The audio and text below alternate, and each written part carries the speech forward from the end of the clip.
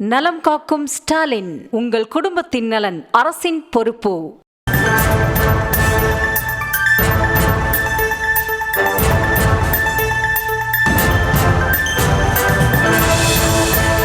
நாமக்கல் மாவட்டம் குமாரபாளையம் காவிரி ஆற்றங்கரையோரம் வீடுகளை வெள்ளம் சூழ்ந்திருக்கக்கூடிய அண்மை செய்தியை பார்க்கிறோம்.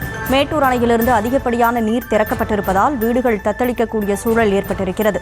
முழு விவரங்களோடு செய்தியாளர் தங்கமணி இணைப்பில் இருக்கிறார். தங்கமணி, வணக்கம். மேட்டூர் அணையிலிருந்து எவ்வளவு கன அடி நீர் திறந்து விடப்பட்டிருக்கிறது? கூடுதல் விவரங்களை பதிவு செய்யலாம். வணக்கம். மேட்டூர் அணை தனது முழு கொள்ளளவை எட்டியதை அடுத்து மேட்டூர் அணையிலிருந்து வெளியேற்றப்படும் காவிரி நீர் நாமக்கல் மாவட்டம் குமாரபாளையம் காவிரி கரையோரம் உள்ள சுமார் 25க்கும் மேற்பட்ட வீடுகளை தற்போது வெள்ள நீர் சூழ்ந்துள்ளது.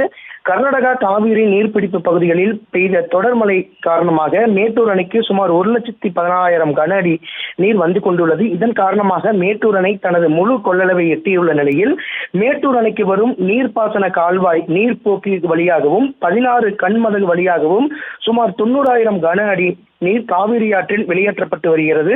இதன் காரணமாக நாமக்கல் மாவட்டம் குமாரபாளையம் காவிரி கரையோர பகுதிகளான மணிமேகலை வீதி, புண்ணியம்மாள் சந்து, கலைமகள் வீதி, இந்திரா நகர் உள்ளிட்ட பகுதிகளில் உள்ள சுமார் 25க்கும் மேற்பட்ட வீடுகளை தற்போது வெள்ள நீர் என்பது சூழ்ந்திருக்கின்றது. வெள்ளப்பெருக்கின் காரணமாக மக்களுக்கு பாதுகாப்பு வழங்க தீயணைப்பு வீரர்கள் மற்றும் காவல்துறையினர் காவிரி கரையோர பகுதிகளில் பாதுகாப்பு பணியில் ஈடுபட்டு வருகின்றனர். தொடர்ந்து மாவட்ட நிர்வாகத்தின் சார்பிலும் நகராட்சி நிர்வாகம் சார்பிலும் பொதுமக்களுக்கு அறிவுறுத்தல் என்பது வழங்கப்பட்டு வருகிறது.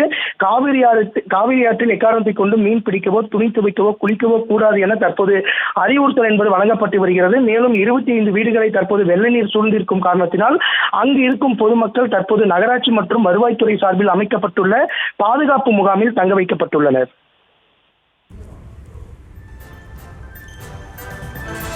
விவரங்களுக்கு நன்றி தங்கமணி. நலம் காக்கும் ஸ்டாலின், உங்கள் குடும்பத்தின் நலன் அரசின் பொறுப்பு.